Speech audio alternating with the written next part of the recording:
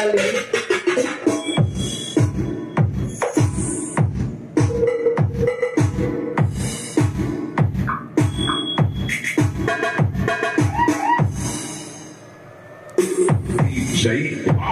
Remix. Nalin na, nalin.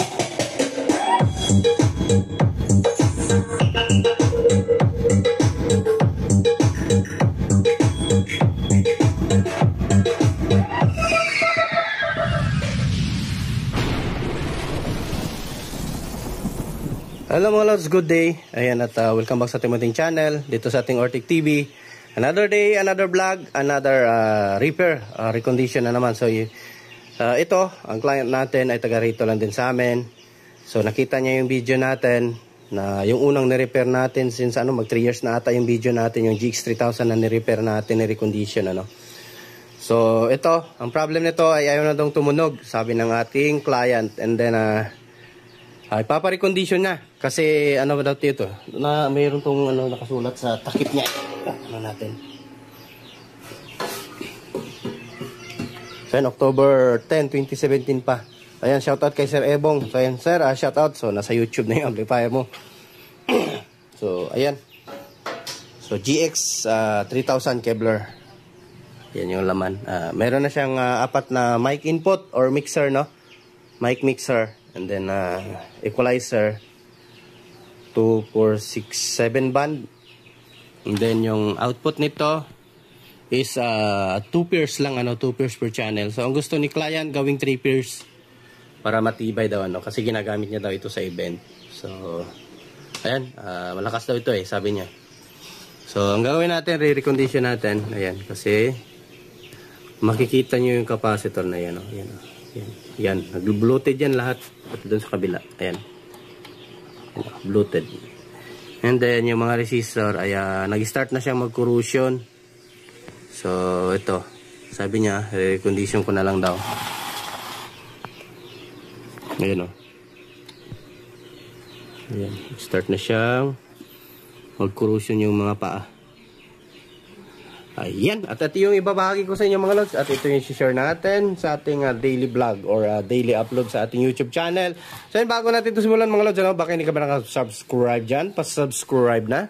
At pag-hit na notification bell at ilagay sa all para laging updated. So ayan, don't skip ads mga lods. Yan na lang po yung revenue ko. Thank you. At someday sana makapagpagawa na tayo ng mga sariling board natin. So abang-abang na lang kayo sa mga YouTube natin. At malalaman nyo na naman din yan. So ayan, thank you mga lods. Continue tayo.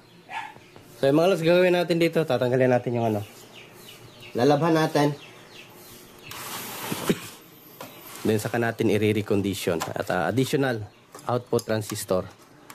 So maganda naman tong Kevlar. Hindi na tayo pahihirapan kasi nakasakit lang lahat ng pwede lang tanggalin. Ayan, tulad yan, diba? Tanggal lang lahat.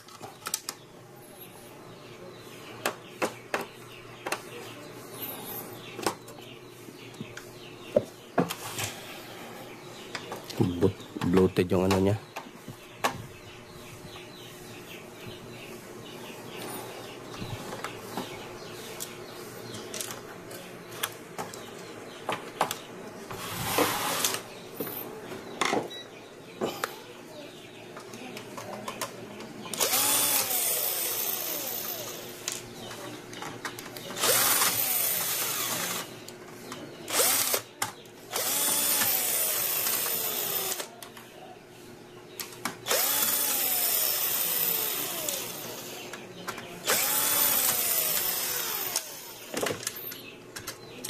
Tanggalin natin pati itong output resistor. Malinisan natin ng maayos.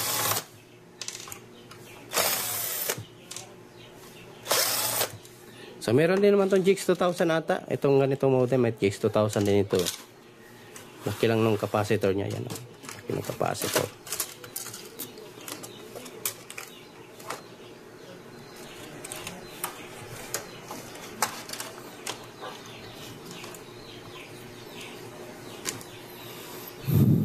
So may history na rin pala ito ng repair. Ayan makikita niyo mga bagong hinang yan Ayan mga lods. May history siya ng repair.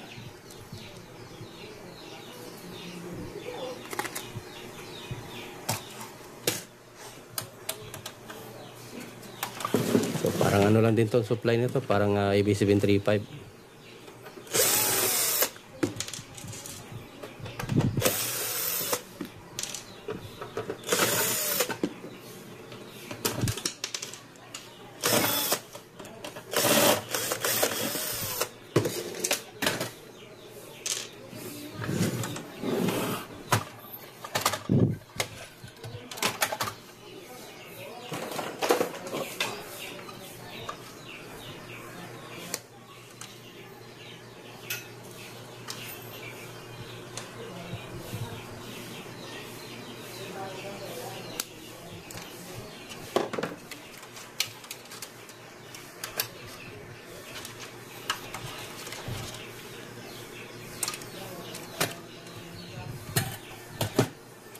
So ito, wala namang problema dito sa mga ano. So intact pa naman. Ayan o. Intact pa yung mga resistor sa ano niya. Ayan. Wala pang masyadong kinalawang. Ayan. Likagay dito, makikita mo talaga yung mga paa ng resistor na nag-start ng mag-corrosion. So hindi na natin niya patagalin habang nandito na. So, re-recondition na lang natin sa may bisita tayo. So, continue na lang tayo. Lalabhan ko lang to. Hindi patutuyo natin. Then, continue tayo ulit. Ano? So, ayan. So, ayan mga lads. Natapos na natin taniman. So, natuyo to kanina. So, hinat air ko lang. So, ginawa ko siyang 5 ban. Ano? So, ayan. Goods na yan. Yung dito, hindi naman kinalawang. Dito lang talaga asin tinamaan. Ayan, may mga naputol pang ang paa. Ayan, ito. Dahil sa kalawang. Ayan, putol yung paa. Kaya hindi to tumutunog. Tsaka yan, bago na din yung capacitor kumpara dito sa peke na capacitor. Ayan, original po yung pinalit natin. Ayan, layo lang ano niya. Mas taas po yung ating pinalit na capacitor. Ang brand ICL. Ito kasi sa kanya.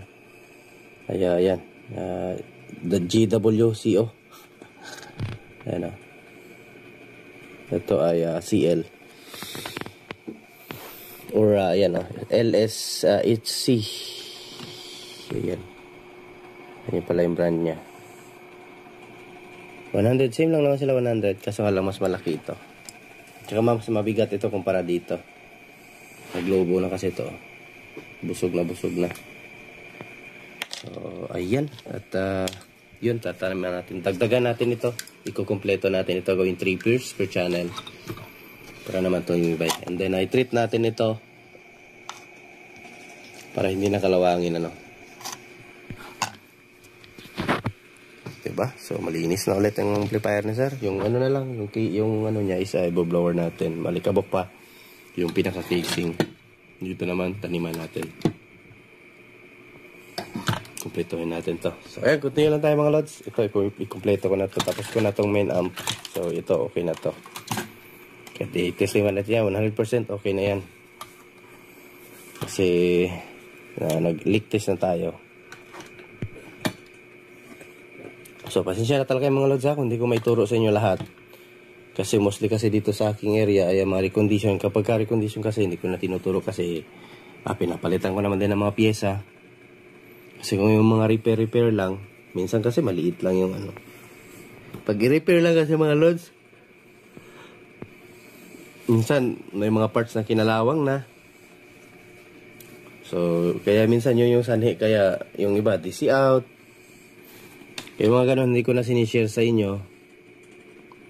Lalo kapag recondition yung isang amplifier. Kaya ganyan, tanim na lang ako diretso agad. Kasi nakikita niya naman kung ano yung ginawa ko. So ayan, depende kasi sa problema or sira ng mga amplifier mga lods. So ayan, continue lang tayo. At kompleto na natin to. So ayan mga lods, update tayo. Ito, natapos na nating dagdagan. Ayan, kompleto na.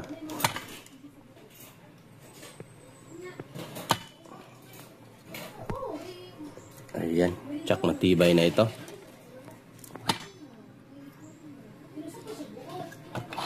Ayan o. So lagyan natin ito ngayon. So ito, testing na natin mga lods. Balik na natin. So ayan mga lods, continue tayo. So mga lods, update tayo. Ito na, naibalik na natin. So ayan, maganda na. Nailigpit na natin yung mga wirings niya. So na-treat na din natin para iwas sa kalawang ano. So para tatagal pa kay customer. So ayan, power on natin.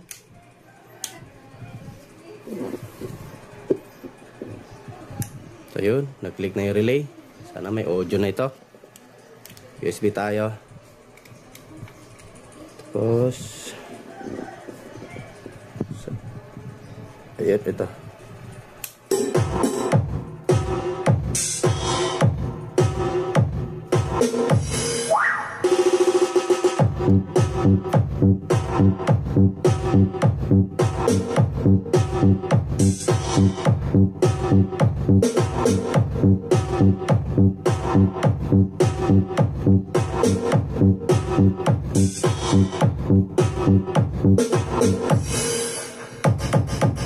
Lakas talaga nito mga lods.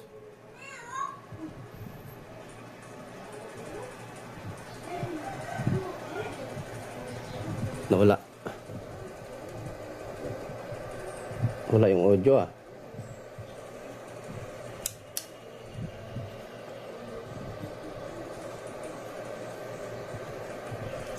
Ay, nawala yung audio. Okay naman yung ano. Kung sabihin may problema USB nito. Ah, ito pala yung USB ko kasi naano to kahapon oh, na-bend oh. Na ano, nasagi.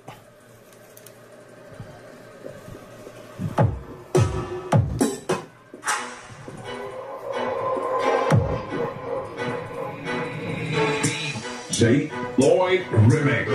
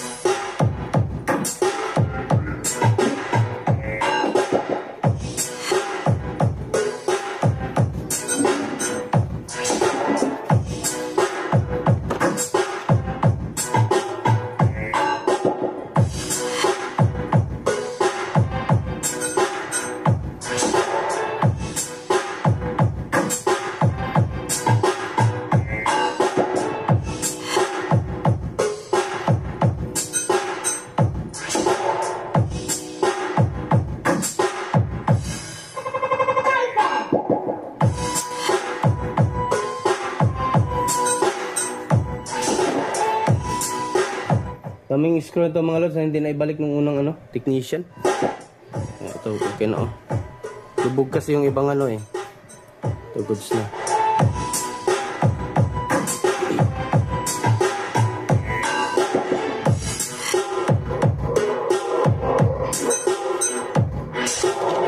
So wag kalimutan yung like ating video mga lods. At kung hindi pa nakasubscribe dyan, pa-subscribe na. So ito at pwede na natin ipakuha kay customer ngayong araw na to.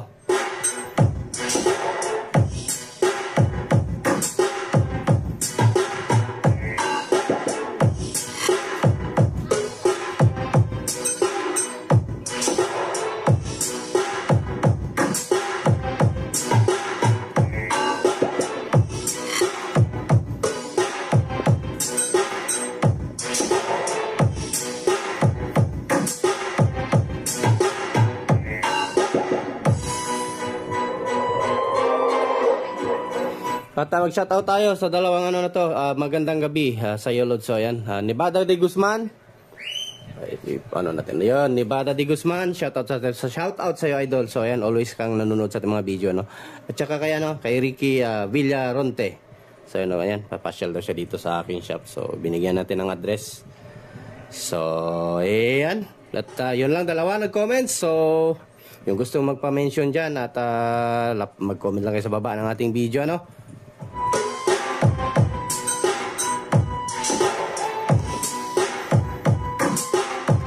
So dumating na pala yung ano, in-order ko na parts galing ano, galing labas pa to sa Indonesia. In-order ko, wala kasing ganito benta sa China, no? Old stock, old style na mga feeder yun sa mixer natin na kinalawang. So ipopost din natin yun, mauna lang yung video na ito. So ito mga volume ng mixer. kinalawang na kasi. Ayan. So, re-recondition ko. At, nang matapos din yan. So, may ganito ako inaantay yung stereo kasi tumuno to. So, hindi ko pa muna matapos yan kasi inaantay ko din. Ano kasi yan, tinambak na sa bodega eh.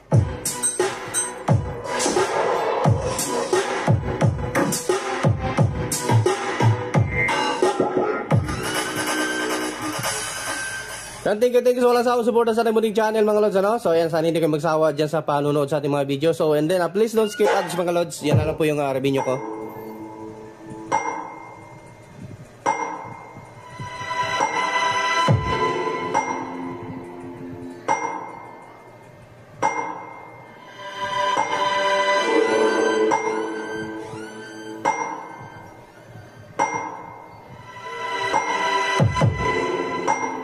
So, paalala na po, ang channel po natin ay nagbibigay lamang po ng idea. Hindi po full repair yung tinuturo natin kasi depende kasi yan sa amplifier nyo kung ano yung problema.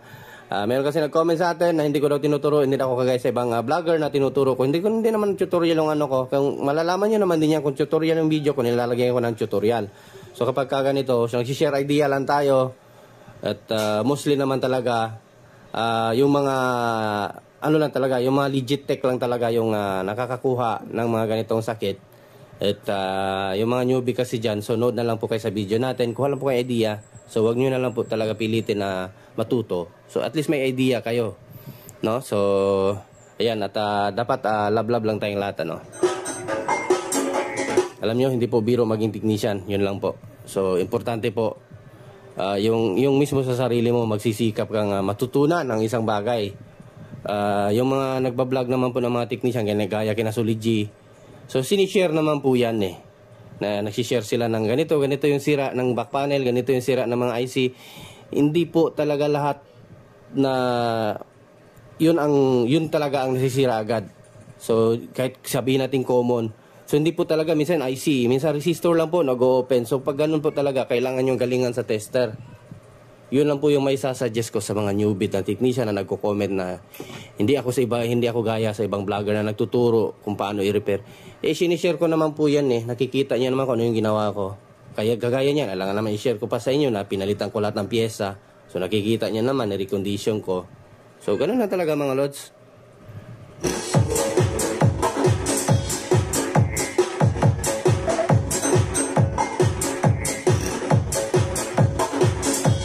Kasi kung tutorial yan, sa video ko ilalagay ko tutorial. Mga upgrade niyan. So, hayaan mo, gagawa tayong video, mag-upgrade tayo ng ano. Meron akong transformer na malaki doon, 55055. Gagawin natin amplifier yun.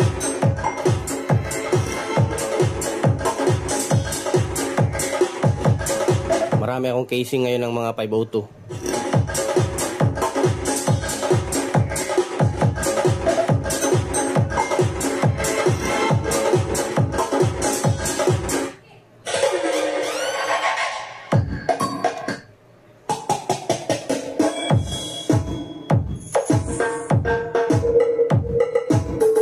Lakas din talaga nito. Equalizer kasi.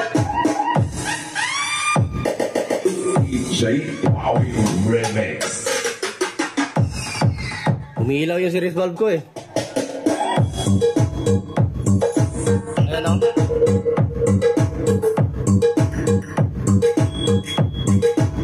Ganyan pa yung ano, volume. Hanggang alas 9 lang yung volume natin. Grabing lakas.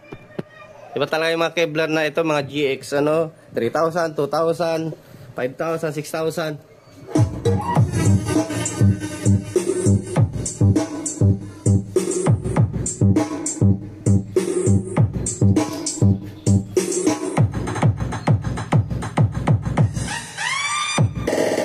DJ Wowie Remix. Apel, lakas talaga. Shortcut, i-directa natin. So yan, thank you mga lods, siguro tatapusin na natin yung video natin. O yan, lakas.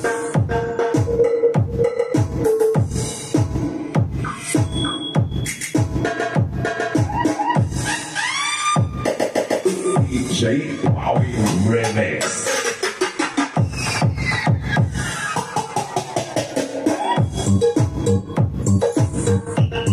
ang ginawa natin dito, nirecondition lang at pinatibay. So, yan lang yung ginawa ko. Wala naman tayong ni-repair. Siguro repair na din kasi nga ay inayos naman natin talaga to. Recondition at pinatibay. Dagdag output transistor. Yan, thank you sa walang sama sa panunod sa ating mga video mga lods, ano? At hanggang until next video natin, marami pa tayong maiko-content sa ating channel. Medyo marami na akong stock sa cellphone. Tinamad ako mag-edit mga lods. So, pasensya na kayo, no?